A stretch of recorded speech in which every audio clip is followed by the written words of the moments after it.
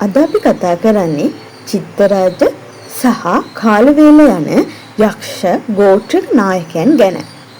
මොවුන් අනුරාධපුර රාජධානියේ මුල් අවදියේ යක්ෂ ගෝත්‍රික ජනතාවගේ නායකයන් දෙදෙනෙක් වෙනවා. මෙම යක්ෂ ගෝත්‍රික ජනතාව අතර අද්භූත බලවේග තිබුණු බවත් විශ්වාස කරනවා. පණ්ඩුකාභය කුමරු මාමාවරුන් සමග සටන් කරද්දී ඔහුට බලය ලබා ගැනීම සඳහා මෙම කාලදේව සහ චිත්තරාජ යන යක්ෂ ගෝත්‍රික නායකයන්ගේ සහයෝගය ලබා ගැනීමට හැකියාව ලැබුණා.